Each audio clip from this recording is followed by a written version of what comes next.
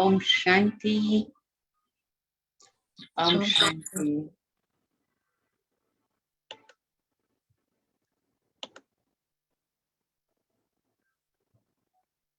Dr. Sachin, what is your name here? So I can make you co-host.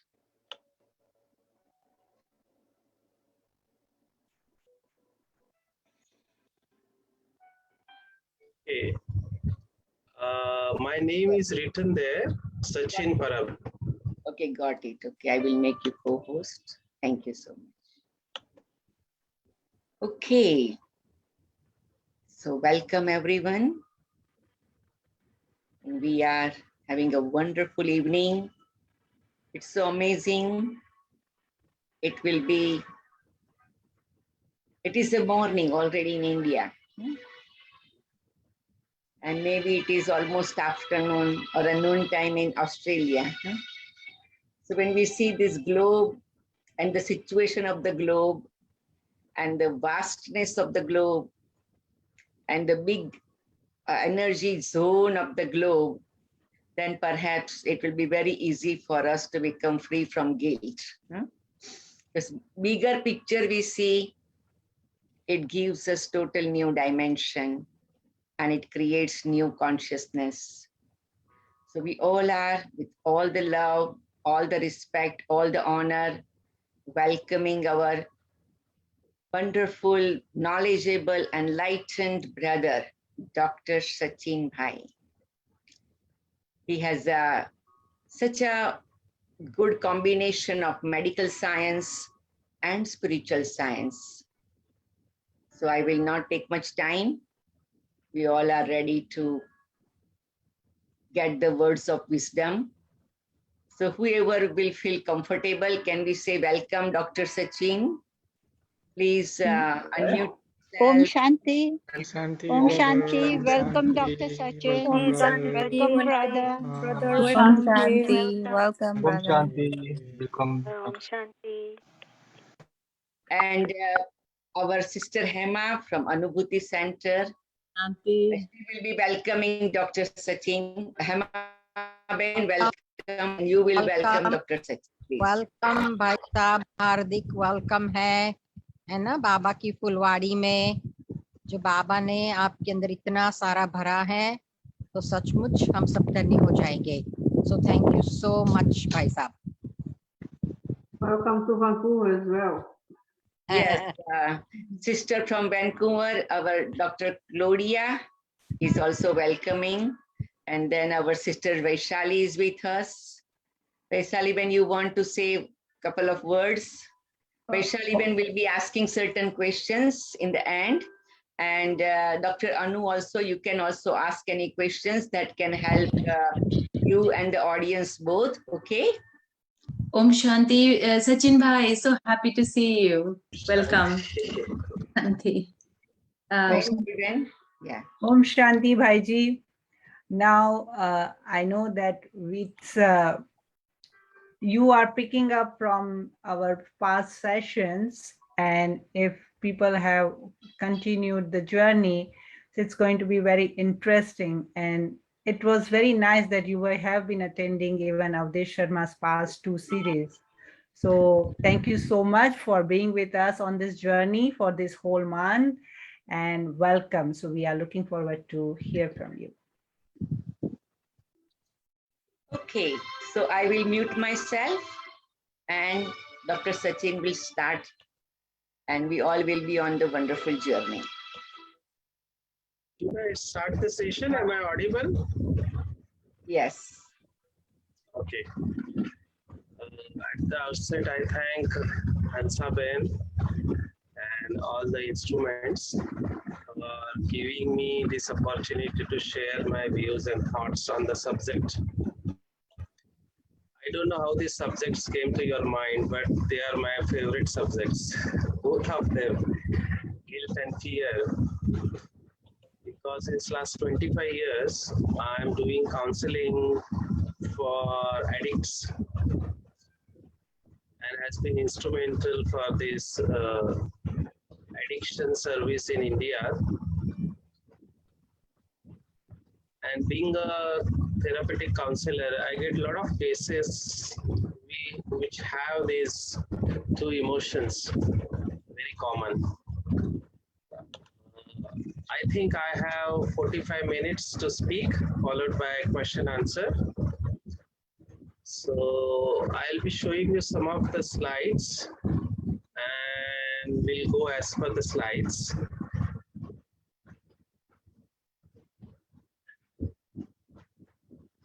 Just let me know if the screen is visible.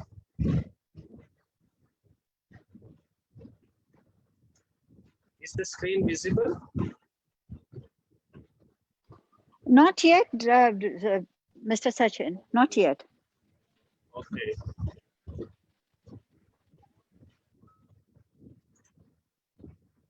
We can see it now. Okay, thank you very much.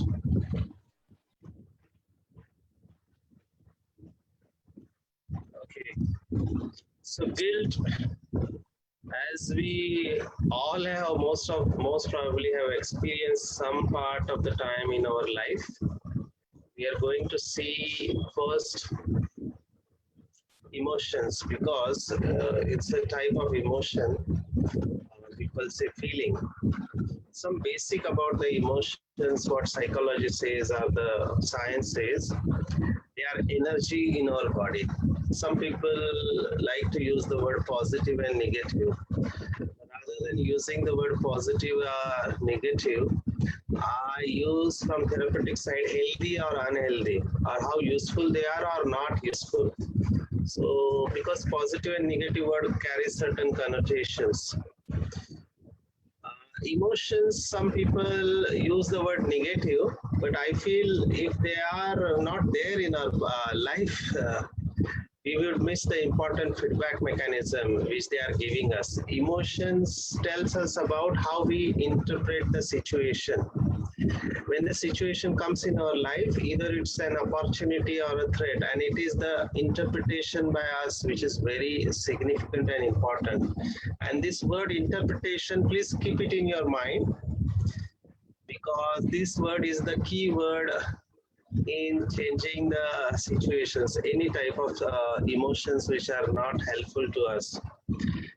As per certain studies, it has shown that emotion comes very quickly, as the word suggests, energy in motion. They come within 6 seconds, 6 seconds. Started. Excuse me, Dr. Sachin, your voice is flickering, isn't clear. Maybe your mic you want to adjust. Thank you. Now, the same thing is here. Your voice is also flickering to me. I don't know how it is happening, but I'll change the earphone and I'll connect a simple earphone through which maybe you will be able to hear it. Yeah, that will be helpful. Thank you, Doctor.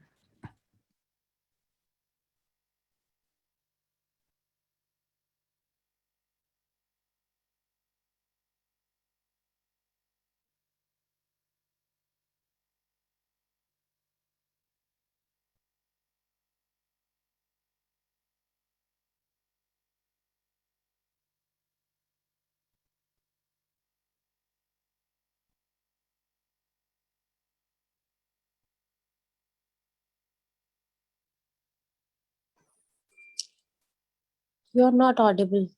Earlier it was fine. हम आपको नहीं सुन पा रहे हैं भाई जी.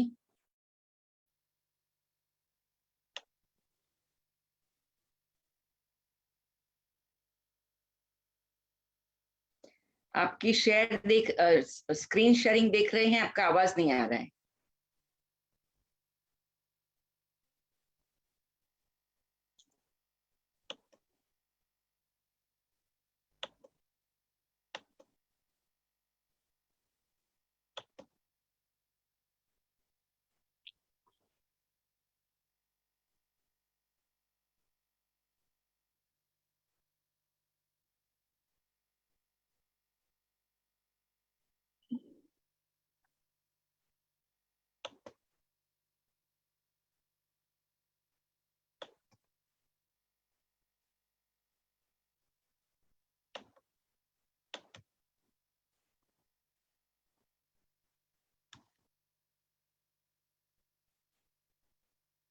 You are not audible, Sachin bhai.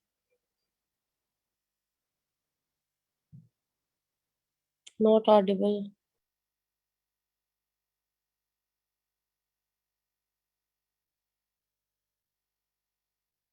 We all will do little meditation. By the time these technical things will be taken care. Brother, you can try removing the earphone maybe. Yeah, we can't hear you.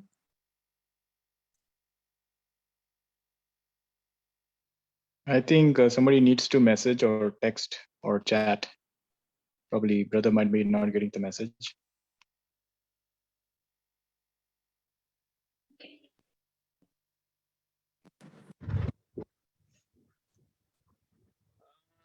अभी मेरा आवाज आ रहा है? Am I audible? हाँ, अभी आ रहा है. हाँ जी, अभी right, very good.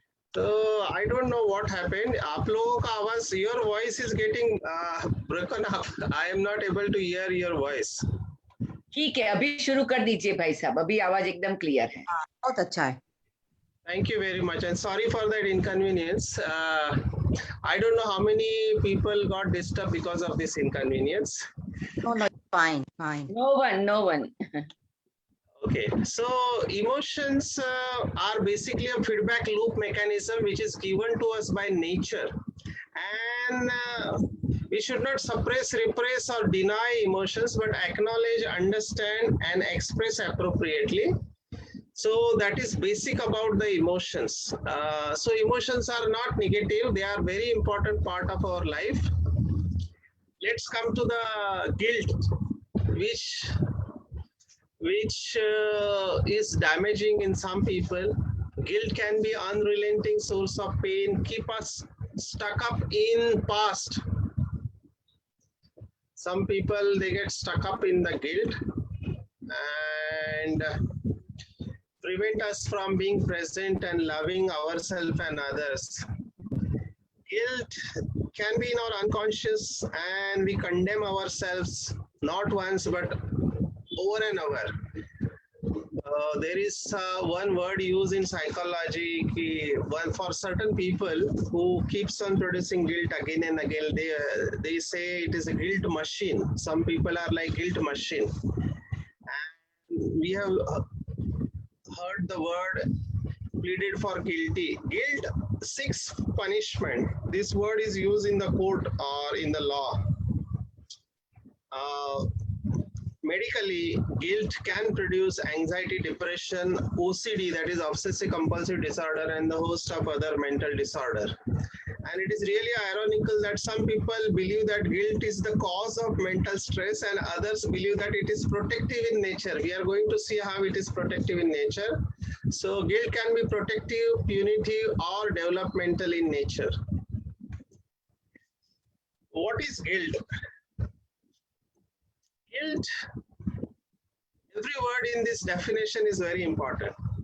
Guilt is defined as a cognitive, means at something at the level of the brain, or an emotional experience at the level of feeling and emotion that occurs when a person realizes or believes accurately or not that he or she has compromised his or her own standards of conduct. There are certain standards of conduct which he or she has violated, usually moral standards, and bears a significant responsibility for that violation. So there are 2-3 components. One, it is cognitive or at the level of heart, head and heart. A person realizes or believes that he has violated something and is responsible for that violation. In simple word, going against your personal or societal moral standards. But there are certain words which goes with guilt, so we need to understand those words also. The shame and guilt, they usually go together, but there is a difference between shame and guilt. And some cultures or even some religions are shame based rather than guilt based. Shame, the principal difference is shame is more blame others and guilt is more blaming the self. You must have heard this word excommunicate or disown or stone someone because he or she has done something immoral. Guilt is a prison, it's a trap that keeps you bound or unchanged. Person in guilt is trapped all the time, and there are these 3 things which comes with guilt. So because unfortunately some people use these words instead or in addition to guilt, and these words like guilt and shame, along with guilt, this remorse, regret and repentance comes. And we need to differentiate between these words. I'm not here as a grammar expert, but I think we should differentiate so that we can label our feelings, what we are feeling. Remorse is a sorrow which engulfs us emotionally, leaving us feeling sad, depressed, hopeless and unchanged, which can happen to certain people of guilt. Regret, we have heard this word when we are traveling. The airline agency says that we regret to announce the delay in the flight, so and so. So regret is a self-pity that is focused more on your personal loss rather on the loss you caused to the others. Repentance is used in certain religion or spirituality for transformation, that you should repent the wrongdoings or something which you have done which you should not do. And when genuine repentance occurs, person, heart, body, mind changes person's life. So repentance is a step which is seen for transformation. Let's see how this is related to the guilt. Regarding the types of guilt, I was also shocked when I started studying that there are 23 types of guilt, and I cannot finish these 23 types here. 23 types of guilt. I'm not going to finish, I'm not going to touch this, but it ranges. I will talk about the range from a simple negative thought to killing someone. I have seen so many cases of guilt. Of course, being a counselor, I get cases from BK organization and those from public. So recently I have these cases of guilt because of death of a patient, a doctor, because I come in contact with doctors. So death of the patient during operation or a relative during procedure. One doctor I have whose son has died because the doctor was busy with his practice and thought that he will take his son to the specialist next day. But within that 24 hours, the son has died, the only son. And you can imagine the amount of guilt that doctor is going through. That thought keeps on coming to the doctor's mind again and again. It is because of my delay that my son has died. And that guilt is keeping on coming to him or that person. One shocking incident happened in Mumbai, India, that one vascular surgeon, now imagine a vascular surgeon who is operating the patients, who cuts the vessel. One person came to the operation theater walking on his feet. He had varicose veins, and while doing his operation, accidentally a bigger vessel was cut and that patient has died on the table. And when doctor came out of the operation theater, the mother of that son asked the doctor, "Doctor, what happened?" The patient walked into the operation theater. Did this one thought push that person in the guilt? This doctor, who was very sensitive, went to the hostel room and committed suicide. So guilt can do such damage, death by vehicular accident. I have seen people who come to me with guilt because they met with an accident because of whatever reasons, and the other person is handicapped for whole life. Now this is also guilt. I have very spiritually advanced people who come to me and they get guilt when they produce a negative thought about other person. Even the producing a negative thought about other person produces a guilt in that person, because they feel that they have violated certain standards which they are not supposed to. They go against their conscience. I have people who get guilt because they have to eat food from outside, because they believe that we should not eat food from outside, and when we have to eat food from hotel, we have violated our standards, our conscience bites. So they go into the guilt by eating food outside. I have seen children who get guilt because they get less marks. There is something known as manipulation by parents. They use guilt as a weapon against the children. And I have seen parents who are constantly telling their children, you enjoy, we are dying for you for your exam, while paying your class fees and everything, and you enjoy, you don't study. Now this is a sarcastic remark which is sent to a sensitive child. That child goes into the guilt that parents are working very hard for me and I am not able to come up to the expectation of my parent. So getting less marks can also produce a guilt. Now I have people who usually get up at 4 o'clock in the morning, and now some of them have got psychological problem. Like some of them are in depression. Now these are very good people. They are very nice people. They have very beautiful conscience. But because of the medicines which they are taking for depression, these medicines, they cause excessive sleep. So because of this medicine, they are not able to get up at 4 a.m. in the morning, and these people go into the guilt. So I have these cases also that people go into the guilt because they miss their meditation time.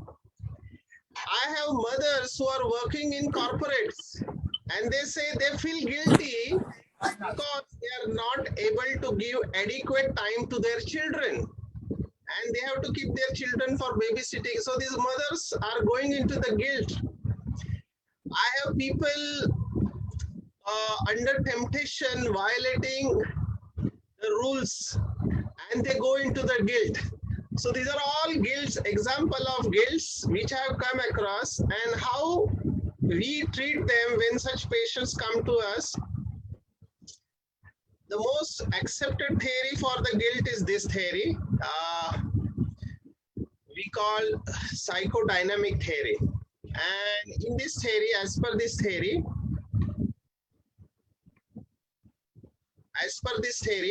okay, there are 3 principles. We call id, ego, and superego.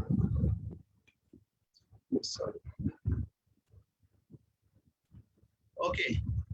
So these are the 3 we can call forces within us. One is child,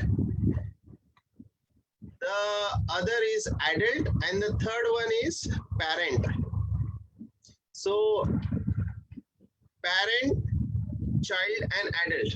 Now how guilt is produced as per this theory. This is most acceptable theory of moral conscience.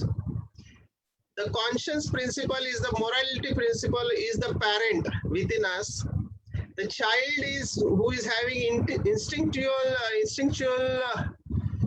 desires, and adult is the reality principles which settles the conflict between the child and the parent. Let's take the example.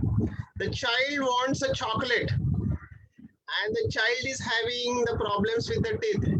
Because of chocolate, the child has a lot of caries, we call hole in the teeth, and he's suffering, but still he needs a chocolate and he demands chocolate, and that parent principle, morality principle, or super ego we call it, says no, you won't have a chocolate. So the conflict starts between child and parent. In the end, that child puts so much pressure on the super ego that he goes and buys a chocolate and eats the chocolate. Now, because of this action, the guilt is produced because parent doesn't feel good. This is a simple example which I have taken. You have to just replace this chocolate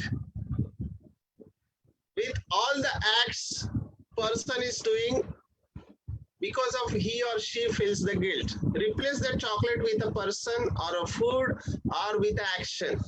The same principle. There is a conscience in ourself we call super ego, which has very high standards.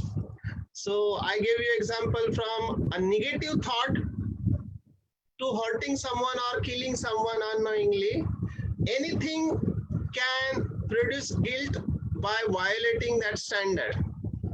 Now this guilt which keeps on coming in some people again and again, and they are not able to stop that guilt. So guilt comes when we go against our moral conscience. Now let's come to the solution. If you want to overcome guilt, these three words you remember. I say act. Act in the face of any negative emotions or energy which is not helping you. So this every word has got some meaning. We'll go into the depth of it. A for awareness, acknowledging, and acceptance. The key word I feel here is the awareness and acknowledging that I have this feeling, because most of the people who come to us, they are in denial mode. They don't accept that they have problem and they don't want to show it. Awareness has got a different energy. In spirituality, we say all problems are because of unawareness. Awareness is like something, a light which is thrown in a darkness. The moment light comes, the darkness goes. And this is the beauty of awareness.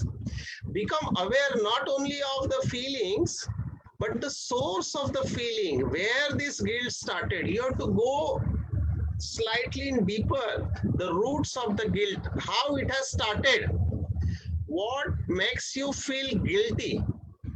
Go to the source, how the guilt has started, and acknowledge it. And the beauty of acceptance is that the moment you accept, the energy is transformed. Second is see, communicate and channelize your energy. In certain religious practices, they talk to the God. Even in meditation, we talk to the God, or whomsoever we believe as the supreme source or the higher source or higher consciousness. It is talking which is very important, communicating your feelings.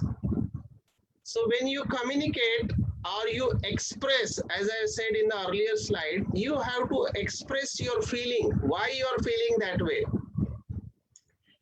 And then channelize that energy in a positive direction. We'll see how to channelize. And T for transform by taking responsibility. See what happens, why person is stuck up in guilt feeling, because he's constantly blaming himself for something he has done, he or she has done or not done. Guilt is not always by doing. Even if you don't do certain things, then also people feel guilty.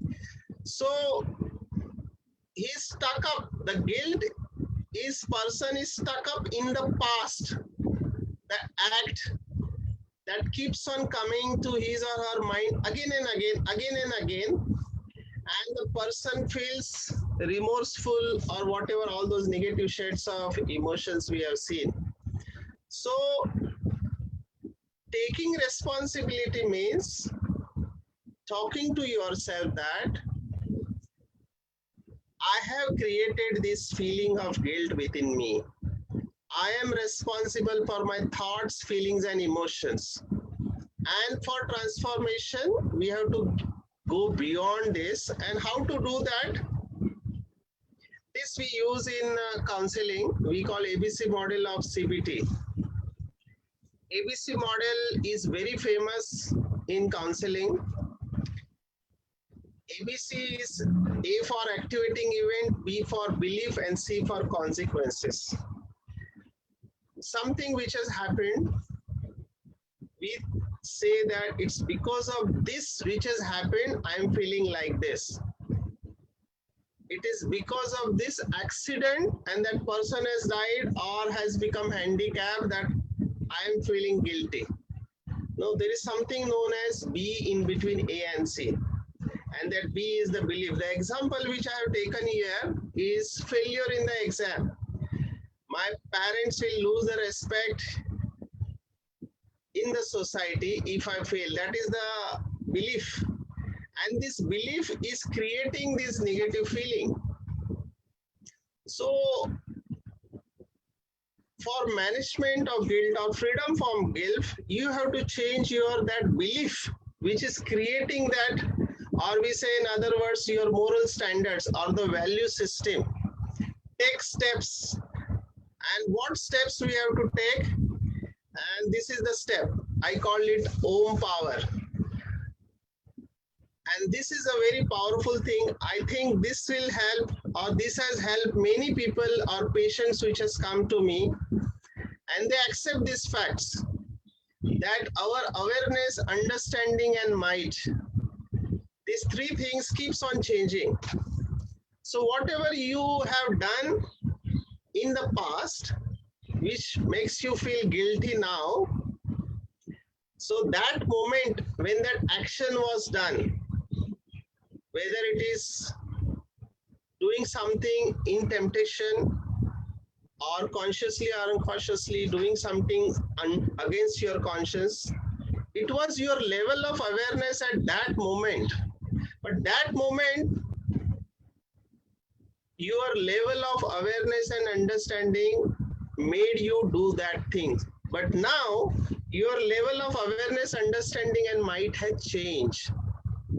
So when we look at that situation from current perspective or current level of consciousness, it becomes very easy for me to accept it and let it go. The suffering in guilt is because I am not able to forgive myself. In Vihasa, we have one session we take. Vihasa is values in healthcare. In that, there is one exercise in mistakes. And in mistakes, we give this thought that guilt or any other negative emotions I have been holding within me for quite some time.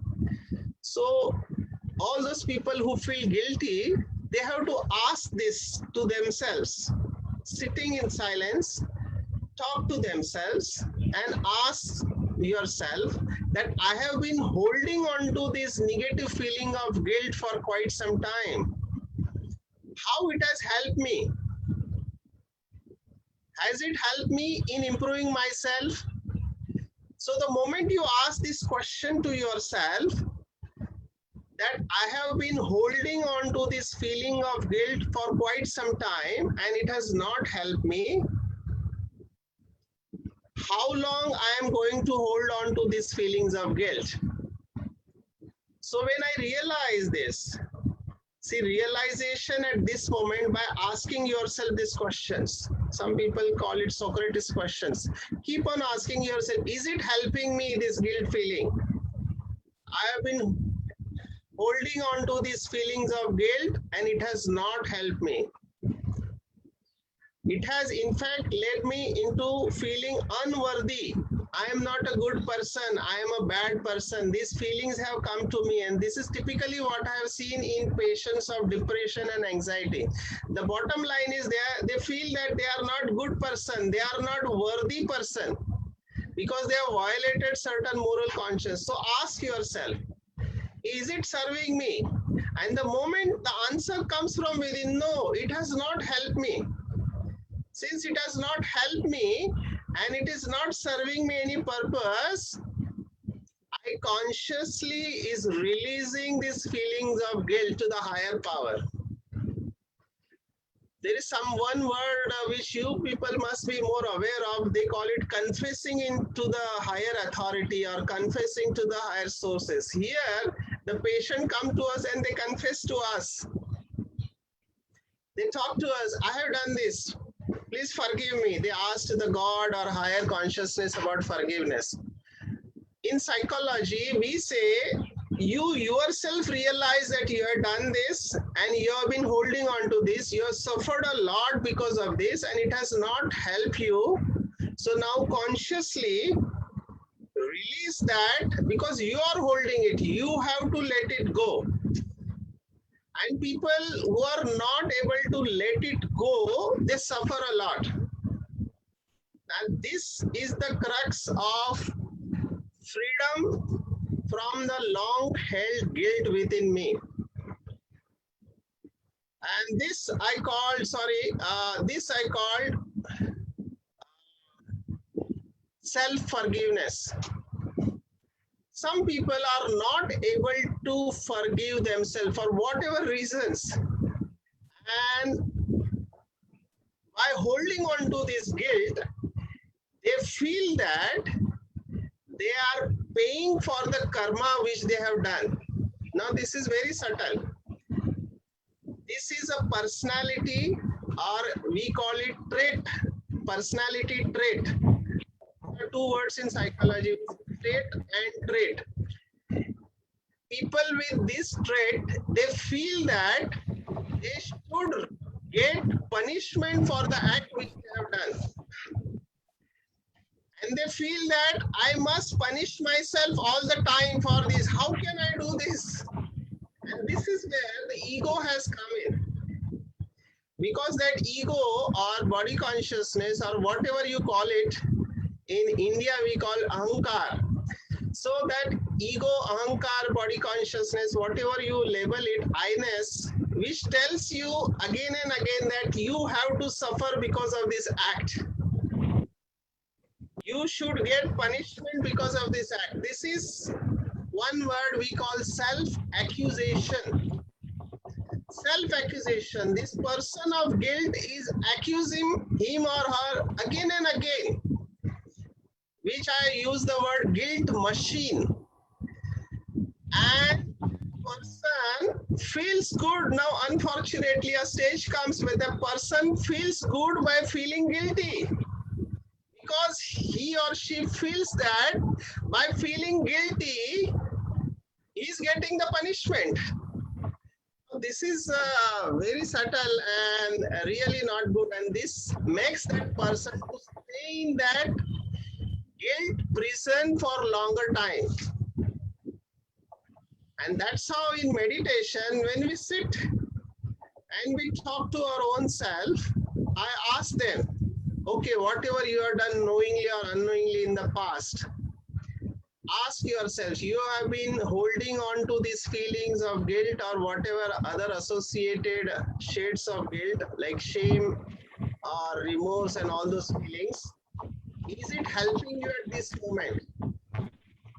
And this I'm talking is again of the level of cognition or understanding, which I said they used a word earlier, interpretation.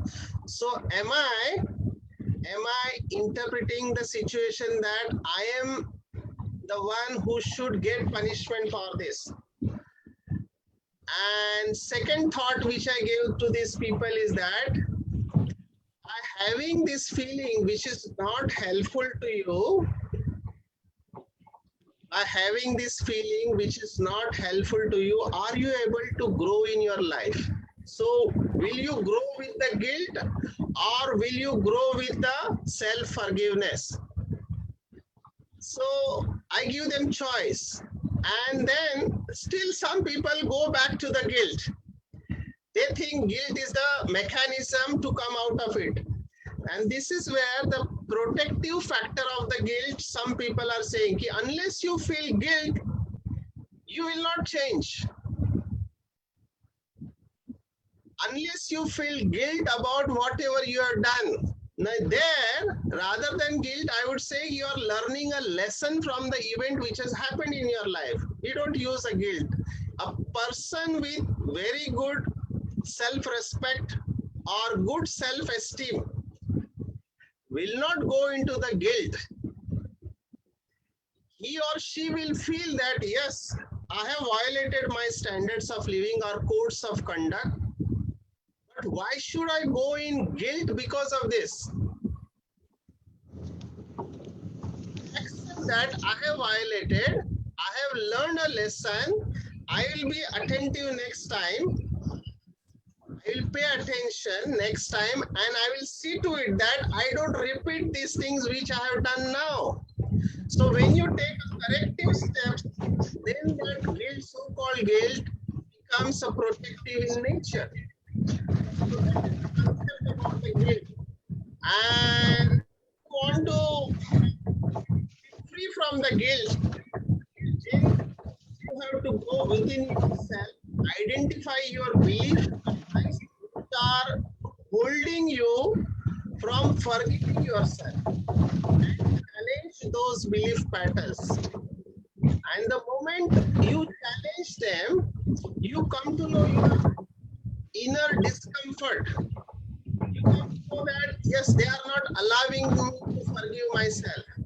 And when you are not able to face them, that uncomfort or anxiety, stay with that anxiety, because this is where the transformation is going to happen. It is not easy to free from these feelings of guilt. It takes quite some time for some people, because that bottom line, that I am not worthy, I am unworthy, I have done something which I should not have done,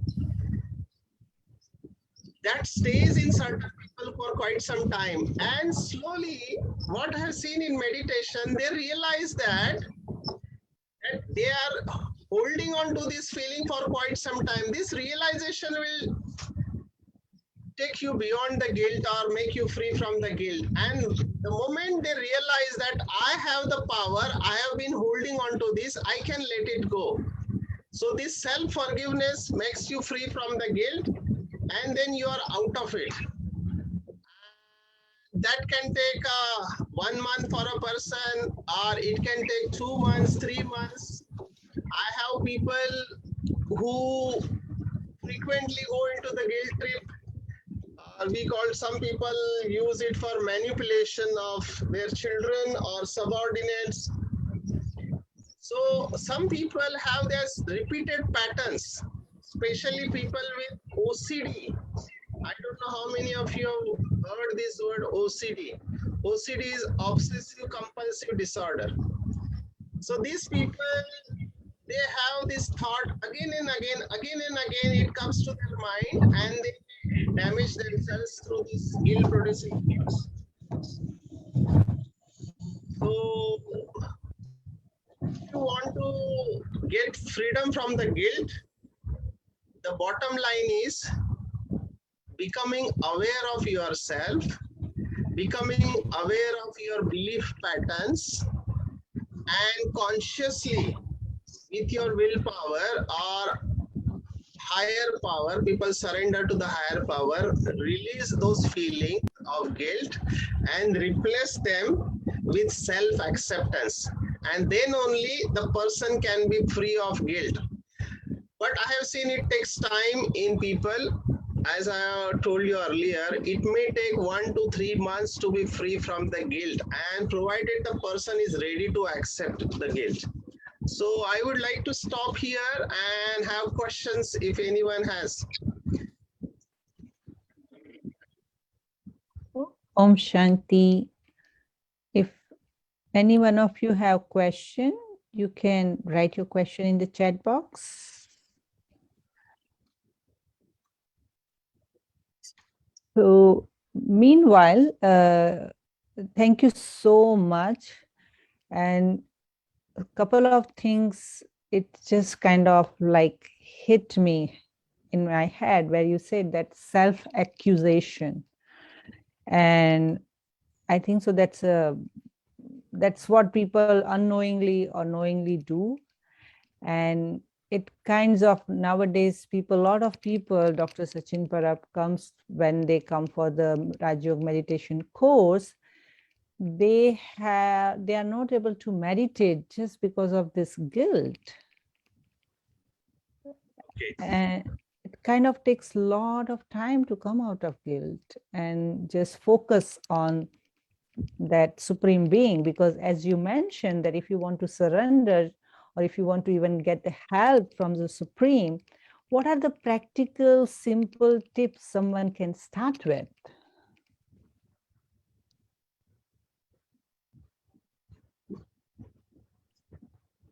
Is it a question? Yes. What are the Yeah. practical simple tips when a soul is suffering from that constant thoughts? Because guilt also, it comes in the form of thoughts, negative emotion. The negative emotion is the source, is the thoughts. So we have a lot of people come with this question that because I have done this in the past, because my family surrounding people say that you are not good enough, and then I see myself as that, and then when they try to visualize something better about themselves, it's kind of takes, it's a lot of conflict within, you know. So how do we help those souls in such situation? This is what I talked. It is very difficult for these people to come out because their belief system tells them that you have done something which has, now I use two words if you observe me, shame based and guilt based. Okay, some religions are shame based and some are guilt based, and these are very deep rooted beliefs within the self.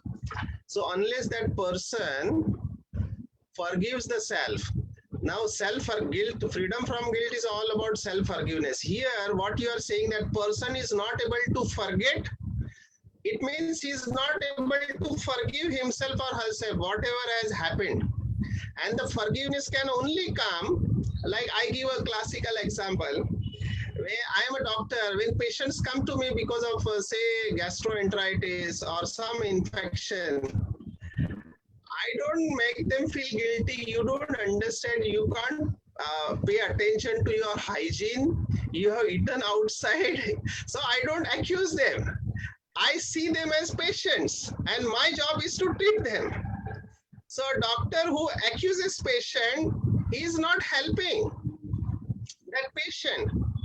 So similarly, when something like this comes, look yourself as a patient, that it was not under your control. When I said the Om power means it was not under your control, because that time, whatever you have done, it was your need in that moment. It was needed because your awareness was there. That time, that was your level of awareness. That's why you have done it. See, most of the criminals who are in the jails, I have traveled to most of the jails in India for sessions, and I meet people who have done murders, and they are educated people. One was principal of a school who committed this crime. So I asked them, sir, you are from good family, you are educated, how can you do this? Then they said, sir, we are from good family, we have good sanskars or habits, but I don't know what happened in that moment of the heat. In that moment of heat, the things have happened, and now I regret. So it is that moment where we are not aware, we are not in our best of ourselves. So it has happened. So it is not our fault. Please understand, it is not your fault, because that was the need of that moment based on your level of awareness, understanding, and the power you have. So you thought for that moment this is the right thing to do. Now retrospectively we look at that situation, you are seeing that situation, I should not have done like that, but that you are thinking now, but that moment, that was your level of awareness. So when we look at that, and then we say, okay, that was the need and that was my level of awareness. Now I have improved upon myself. It is enough. I have suffered a lot. Now this feeling is not helping me in anyone. I want to improve myself. So whatever these feelings, they must come out. And that's why I use the word communicate. So communication is not only verbal, it can be in writing. We say in psychology, journaling. The moment I have seen many people getting cured of guilt by writing a letter to God. We use this project in India, letter to God. And many people have written so many letters to God. We have prepared a book, 100 pages book. Every day they write a letter to God. And whatever they have done, the moment they write, they say something is going away from us. It's like someone is taking our negativity from us. So this our project, we have finished 1 lakh letters, letter to God. All over India, various states, especially in Mumbai and Maharashtra, but other states of India also. 1 lakh letters have been written, and they are very interesting letters, but they are confidential, so I cannot disclose it. But what I'm telling you, this writing a letter has helped many people to come out of this. They feel that these feelings are going away from us. So just by talking, they feel relieved. See, I am a professional therapeutic counselor. Many people, when they come to us, you know what my role is? We use one word, empathetic listening. I just do like this. Okay, acha, okay, okay. So you felt like this. Okay, okay. Now say, oh, this has happened. Oh, they sit with me for 45 minutes. At the end of 45 minutes, they say, doctor, now I'm feeling good. So what has happened? They have emptied themselves. They have emptied themselves, what was there, which was eating, and I give them empathetic energy. And now this is subtly which is happening. This is a relationship between a counselor and counselee. And they don't know what we are doing, being a meditation practitioner. I'm looking that person as a beautiful child of God all the time. And this is a beautiful creation of God which is sitting in front of me, confessing whatever has happened, and that person gets transformed. Just by listening, that person is transformed. And then I encourage that soul, okay, then I share my experience, how being a doctor, being a meditative practitioner, what mistakes I am doing in my practice, or what has happened. The moment I see that, they look at me and they say, Acha, you are a doctor, you are a spirit, and you are also doing this. So that's what, then I tell them, see, we are human beings. And then I tell them about this Om power. Unless we have power, we cannot overcome these temptations or the mistakes. We need power to this. And the source of power is Almighty. And then they connect to the power, and then that power comes, and then it becomes easier for them to accept and let it go. So, doctor, that because our topic is like kind of about the consciousness, awaken our consciousness. So there is a question, and there are a couple of questions, but I'm like incorporating in one question, that there are certain deep-seated guilt in our consciousness, or in, they say, in unconscious mind. So how that our deep-seated guilt is connected, and which we don't know, it just, as you said right now, it that person, he just killed somebody and he is a principal of the school or college. So those deep-seated, those ego-related issues and guilt-related issues, how you, if you bring it out, it doesn't benefit you, isn't it? Like, is it okay to bring those guilt, and to cure, as you said, to cure, you have to write something. And if we are writing something, are you not reliving it? Okay. When something goes in our body, you know, we learn so many things from this physical body. The beauty of this physical body is that this body is throwing unwanted things which are not required. Suppose we eat food.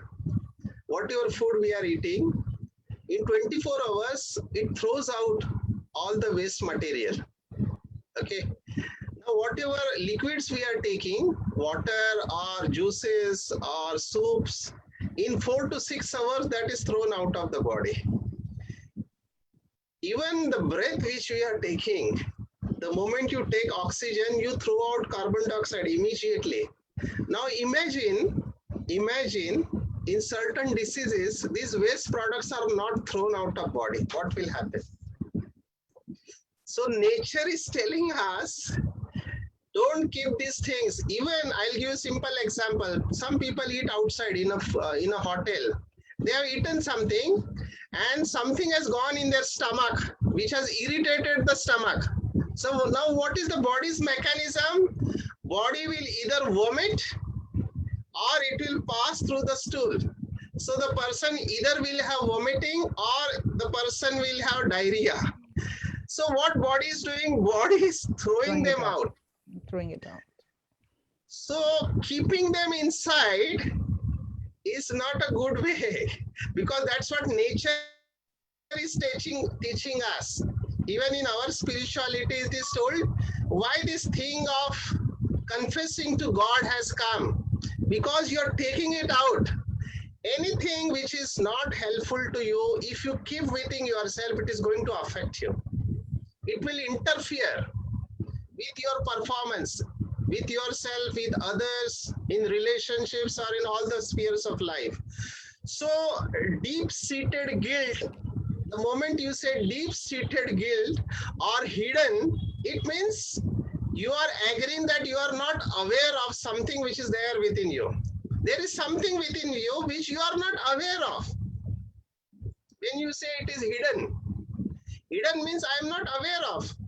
And this is the beauty of meditation or self-reflection, that the moment you become aware and the moment you realize it, you no longer are going to keep it. See, I'll give you a simple example. The moment you are realizing they are holding on to hot coal, a hot burning coal in your hand, what you will do? Imagine you are holding on to a hot burning coal in your hand. What you are going to do with that coal? We're going to throw off. You will immediately drop it down. And this is exactly what happens. This is exactly what happens when the person in awareness or in meditation realizes that, oh, I'm holding on to these things and this is damaging me. Forget about helping, this is damaging me. So I am letting it go. The letting it go happens naturally. There is no force. There is no force involved. See, all the addicts which have come to me, they were very deep rooted. Addiction is a very deep rooted way. It changes the brain and the mind both. Because there are certain paths created in the brain. And the person cannot stay without that addiction. And you know, I remember one person who has come to me with 22 years of addiction, smoking alcohol and ganja. I don't know, you know ganja, what they call it, weed, Marijuana. maybe marijuana. Yeah. So ganja and charas and all those hard drugs also. And he used to be in gutter after taking the alcohol. This person, after coming to Brahma Kumaris, within 7 days, he quit his addiction. And we doctors are taught that when a chronic addict comes to you, he gets withdrawal. But this gentleman was not having any withdrawal. He was absolutely fine in 7 days. So I was shocked, because it was going against our teachings and upbringing in medical science. So I asked that gentleman, brother, you had this addiction of 22 years. You used to beat your wife and children under the effect of alcohol, and now you have quit and you don't have any complaints. So what made you to quit? And why you are not suffering? And then he used only one word. He said, Dr. Saab, when I came to Brahma Kumaris, I did this course and I realized that I am a divine soul. I am a deity in the golden age and I cannot do these things. Now imagine what has happened. His consciousness was awakened. And the word used for this is, some people use the word is supraconscious. Supraconscious is the divinity within all of us. The moment this supraconscious is awakened, you don't have to drop any negativity. It automatically drops. And this is the beauty of spiritual practices. So if you want to remove that deep hidden guilt or any negative feeling, just become conscious of the mechanism which is happening. That's why I consciously gave you that chart, id, ego and super ego, so that you become aware of your mechanism and you realize that you are accusing yourself, you are beating yourself, you are hitting yourself. The moment you realize that it is you who is doing it and you are not benefiting from it, the moment you are able to maintain the distance from your feelings, thought, and you are able to maintain distance, we use the word in India sakshi, or in English we say detached awareness. The moment you are able to detach yourselves from these thoughts, feelings, immediately you feel powerful. Immediately you feel powerful, and it can happen in moments. And I have hundreds of cases who have quit addictions and come out of this. And this is possible, that deep-rooted guilt or negative feelings, the moment you practice this detached awareness. And detached awareness gives you power and ability to let go the old things. And the transformation happens. Anuban, you have question? Oh, I actually asked that, yeah, it's very nice how guilt really stops us or blocks us from changing. But I wanted to ask about this obsessive compulsion disorder, that the obsession and then they cannot stop and they do it. They get compelled to do the action. So, like, do you have example that meditation has helped people? They have stopped. OCD had been helped through meditation. I think doctors and medical fraternity need to challenge their beliefs. Like it was, I just share with you now, it was our belief that when a chronic addict quits, he should have a withdrawal symptoms. That is our belief. And we have done, along with myself and Dr. Avdesh Sharma, we are investigators of a study in which we have evaluated 1,000 patients and we have seen minimal withdrawal or no withdrawal. Because that is contrary to what we are taught as a doctors. Similarly, in OCD, it is being taught to us that OCD is very difficult to treat. Now, this is also a belief, difficult to treat. Or there is one word they use in English, they say incurable hai. Ye lifelong rahega, it will stay lifelong. Now you need to change because these your vibrations goes to the patient. When a person comes to you with OCD and he's saying, sir, I get these thoughts again and again and I do these acts again and again, and you're thinking, oh, it is a incurable disease. In mind, you're talking to yourself. You are reaffirming your belief that ye to theek hone wala nahi hai. This patient cannot be cured. And this thought of the healer is interfering with the healing of other person. Are you getting? So first challenge this belief, number one. Number two, as I told you, all of these disorders are there. The root cause as per spirituality is identification with something. You are identifying yourself with particular thought or brain or something. I know as a doctor, we are taught that there are certain parts of the brain which are involved in OCD, or there is a groove which is created in the brain which forces people to act in a certain way. Like I'll tell you a very difficult case. Unfortunately, that girl came to me very late. This is a very common OCD of person feels that he or she will catch infection through the dirt. Now you're sitting on a table and if you touch that table, a thought comes to your mind that my hand has become dirty. And my hand has become dirty, so I must wash my hand. So that person is repeatedly washing the hand. Now that I can understand. I have patients jinka skin By repeated washing, they have removed the skin of their hand, but they are still washing. But this case which I am talking about is such a severe case. Unfortunately, that girl came very late that their parents also cannot touch her, because the moment parent touch her, she becomes dirty. Now she has to use, you will be shocked to hear this case, she was using 5 liters of Dettol every day to wash herself. Now their parents, if they want to touch her, they have to take bath. Then only they can touch her. Otherwise they cannot touch her. Now on top of that, being female, she had monthly cycles. So when her monthly cycle comes, she becomes height of dirtiness. And because of that, she used to take medicines to stop those cycles. Now she was so much disturbed, she was following up psychiatrist. In the end, psychiatrist was also fed up, and he said the only way to come out of this dirt is remove your uterus.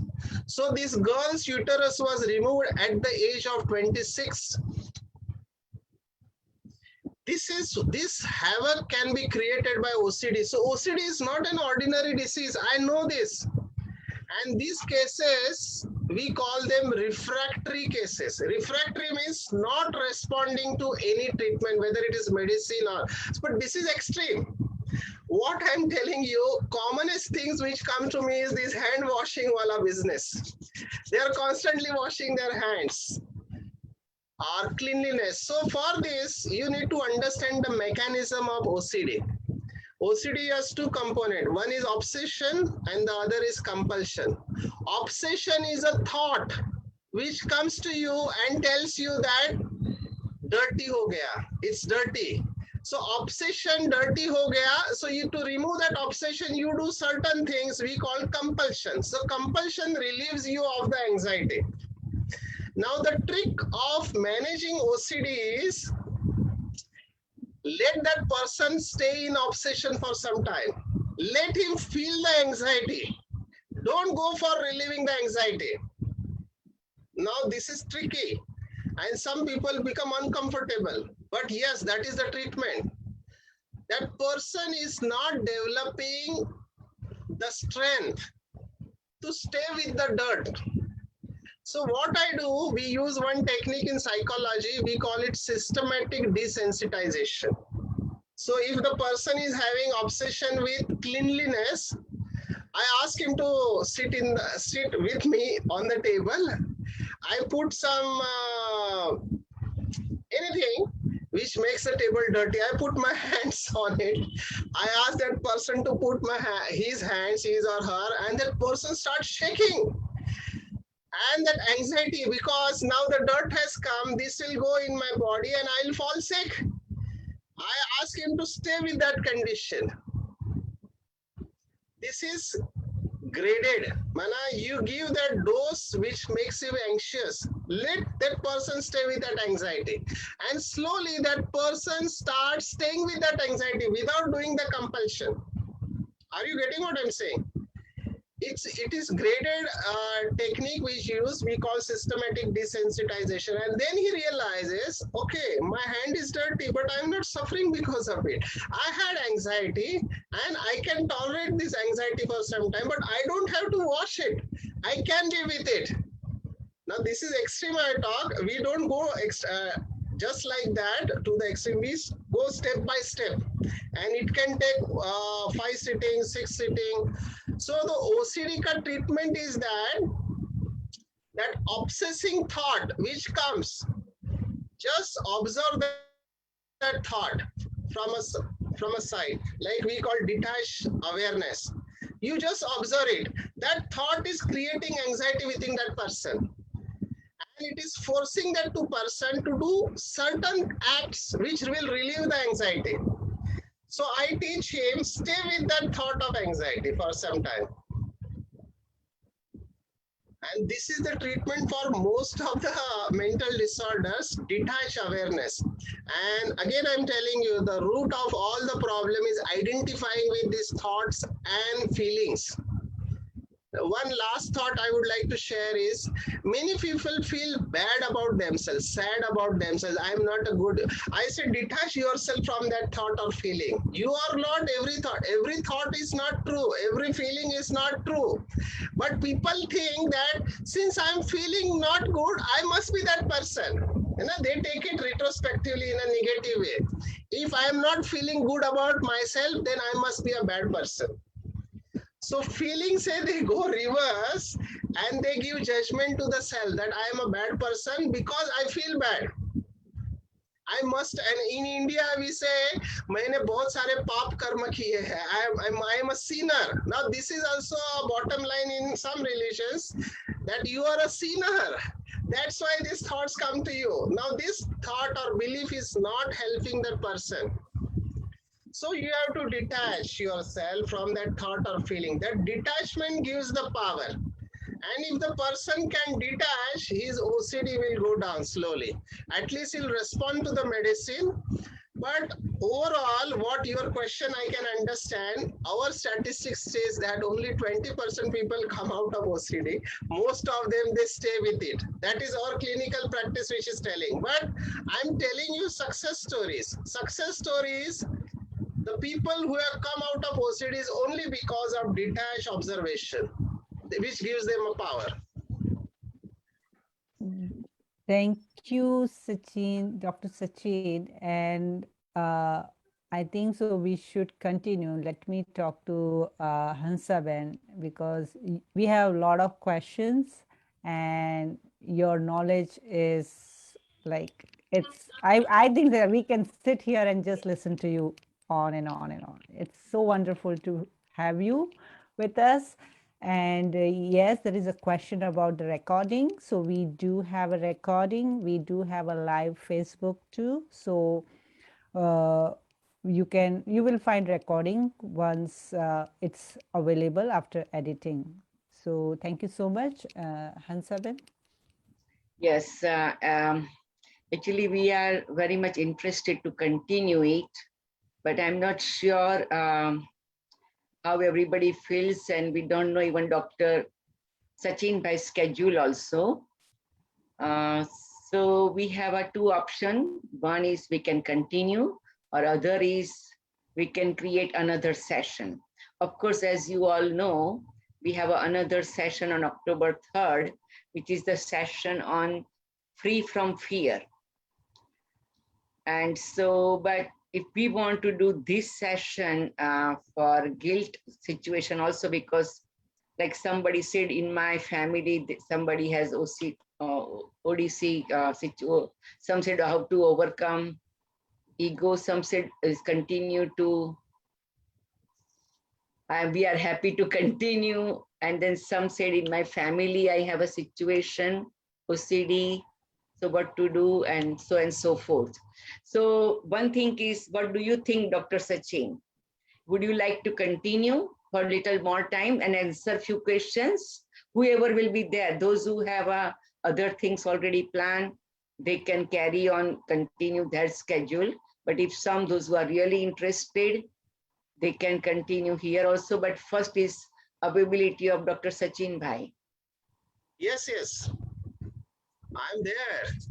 Okay, you are here and you have some time. Okay. If I don't answer now, I will get guilt. Okay, so some have to leave. So, but Dr. Claudia, would you like to make any comments? And fortunately, Sister Chandru is with us and Sukanya Ben from San Francisco. So they can say a few words. They can say a few words, and then we can continue. So Sukanya Ben, are you online? And by the time Sukanya Ben and Chandru Ben can come online, Claudia Ben, you want to make any comments or say thank you to doctor or? Yeah, well, thank you, Dr. Sachin. It was very nice class. I think we kind of understand more and more because also understand the root of the guilty. And so when we understand, we can help more the other ones. So I just want to see this OCD. I have a question. how can we help someone who has this, feel always not worthy and things like that? How can we make them to grow and get out of these thoughts? I'm sorry, I could not hear you properly. Can someone type her question? Her pronunciation is foreign to me. She is saying if somebody feels not worthy, OCD with that kind of thought, how can we help? So not feeling worthy is an obsession, you are saying. Obsession of not feeling worthy. Yeah. How can we get to help them without medicine to get out of that? Yes, and there is no compulsion in that. She doesn't do something to feel worthy. See, usually obsession has got compulsion. Obsession is associated with compulsion. It's a Lakshmi Narayan Jodi. It's husband-wife. They go together always. So obsession usually has compulsion.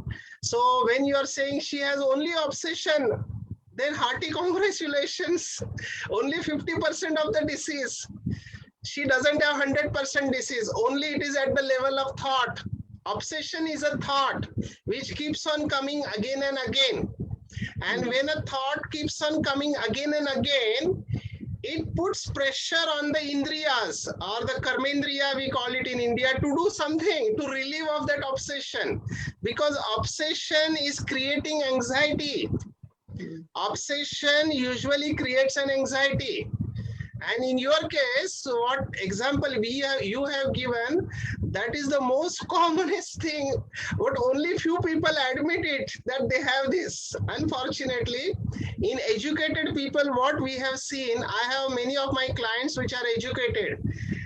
Educated people are very intelligent at masking their disease. We call mask depression. When I see a person coming to me, I see that he's suffering because of depression and he has a problem. And when I ask that soul, what happened? You have any problem? And they say, no, everything is fine. When they say everything is fine, I know there is some problem inside. And we call this denial. And accepting that you have this bottom line feeling is a first step towards healing. See, acceptance that you have a problem is very important. The moment you accept it, it means you are ready to transform, you are ready to change. And someone asked the question of ego. It is our ego which is not allowing us to accept that I am feeling that I am not worthy.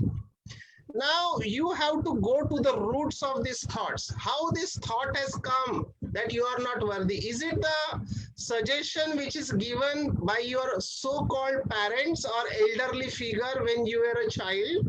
Because most of these complexes we have seen, they have their roots in the childhood, where well-meaning parents, now the intention of parent was good, that he should not do something wrong, but the method which they use was not good. And the method is, you don't deserve to be like this. You are unworthy. You are unworthy person because you have done so things. They use wrong things or wrong messages to their children. And that message has gone deep inside the subconscious, and that child has accepted that as a truth. Since my mother is saying, my father is saying, my teacher is saying that I'm unworthy, it means I must be unworthy. Are you there? Yeah. So you have to go to the depth of that thought, how that, where is the origin of that thought that I am unworthy? And now one has to challenge that belief. On what basis you are saying that you are unworthy? See, changing but belief. My question is how to help someone who feels like that. How to help the other one? We can't help. That person only can help himself or herself. We have to ask this question. That is what we do as a counselor. We don't change the person. We just ask the question.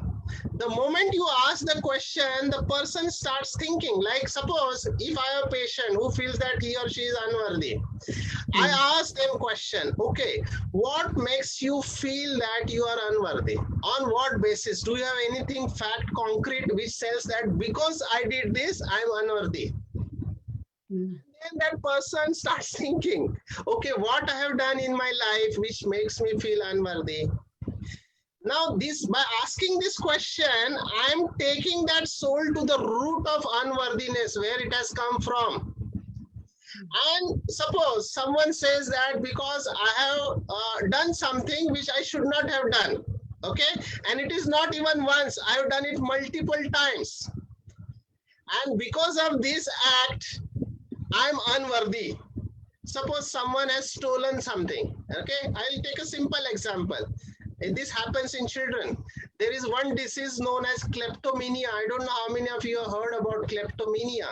Yeah. Kleptomania is a disease. I was studying in MBBS college. In our college, there was one MBBS student. Now imagine MBBS student is 20 plus.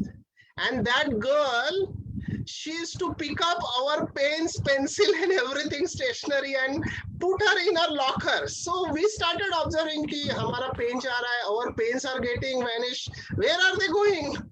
So we kept a watch on that, and then we realized it is this girl which is picking everyone's pen and pencil. And when we asked her, she said, no, I'm not doing anything. But when we opened her locker, we found all of our pens and pencil in the locker. Now this disease, it's a psychological disease. We call it kleptomania, the habit of picking up the things without asking anyone.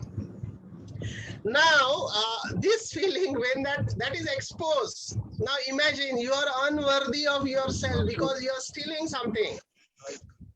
So you take that person to the root, and now you ask that person, okay, this has happened in the past.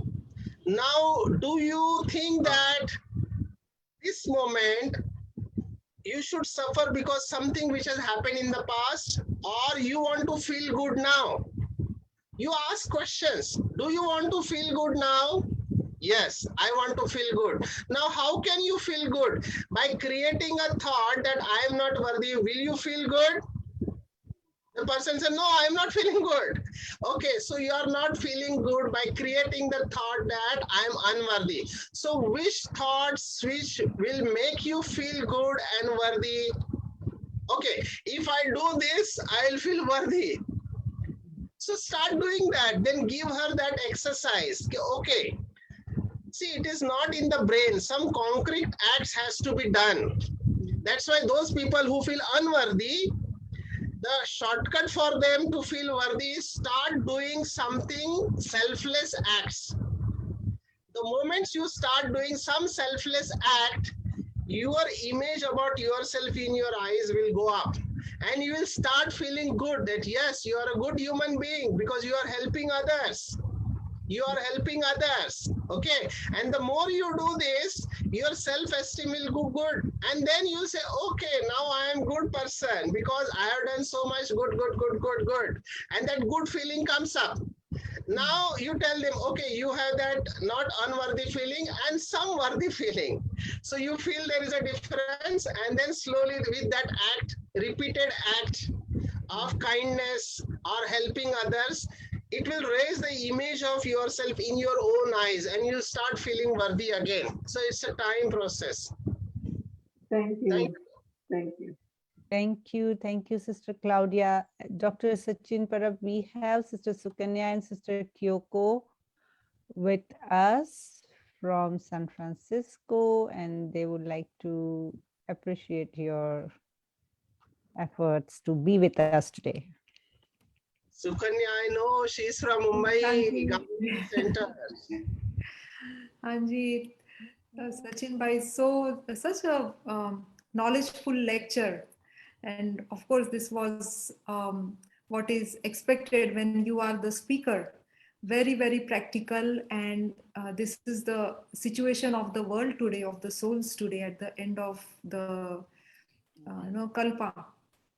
So thank you for your practical tips. Wonderful. If I ask anything, then again, it will take up time, but maybe some other time. Sorry to say, interrupt. I have many clients of USA who are doing counseling for me. I just got a call from Canada. I have transferred that person to Anuben in Canada. She is an Indian staying there, but not getting, she has not slept for 3 days, that lady, because of certain things happen. These are confidential things I cannot disclose. But I have many people who call me. They do WhatsApp call from America or Canada. I'm sure. So if someone has something, they can straight away call me on WhatsApp, provided you look at Indian times and not your times. Okay. Thank you. Thank you. Very nice to see you. So Sukanya and Sister Koyoko are staying with our respected Chandru Didi. Koyoko Ben, you want to say Om Shanti? Yes, thank you very much, Dr. Sachin.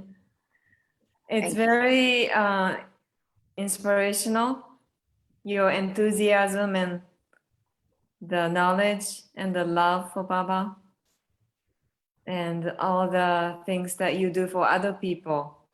So thank you for being a good example for all of us. Thank you very much. Yeah. So Dr. Sachin, for contact detail of Dr. Sachin, please contact Hansaben directly. So if you want Dr. Sachin's contact detail, please contact Hansaben. I think we should stop here now. I have to prepare my food. Yes, so we can, yes. Is Hansaben Thank still you so much, Sachin Bhai, for your valuable time and the wonderful tips.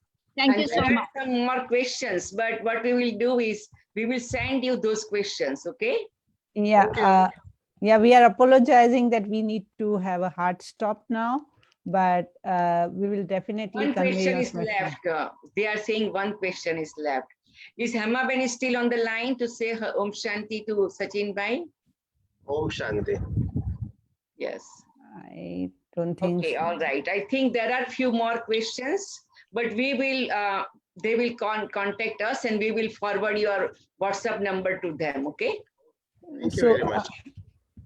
Hansaben can... Illness, anxiety, yeah. So there are some more questions and I think best thing is we'll have a moment of silence now. And then Dr. Sachin Bhai will be with us on October 3rd again, free from fear, okay? All right. And those who are really in need of counseling, they call me and I will give you the phone number, WhatsApp number of Dr. Sachin, okay? All right, let's have a moment of silence and we will do the loving meditation.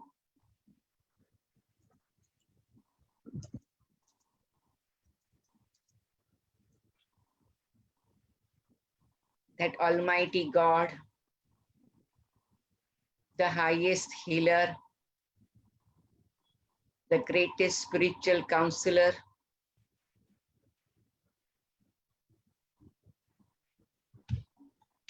we all are under his canopy. We are being showered his divine rays.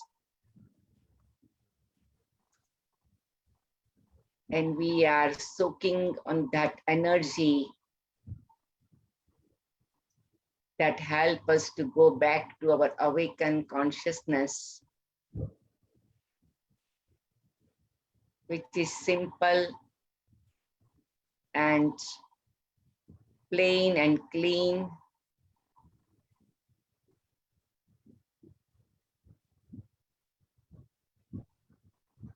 And from today onwards, I will make sure I see myself as God's divine child. And I see others also as God's divine child. And we will create this beautiful reprogramming that can clear up all other programmings.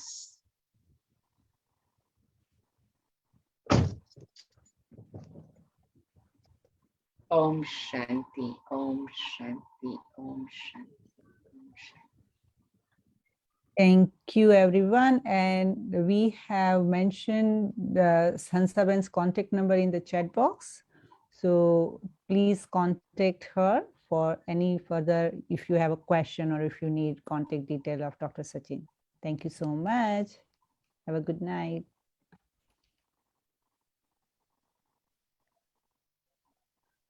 Thank you, Sister Hansa. Thank you so much for joining with us. Appreciate everybody. Good night and God in your dream. Good night. Good night. And have a very peaceful, loveful sleep. Thank you so much for joining. Thank you. Thank you, Beno.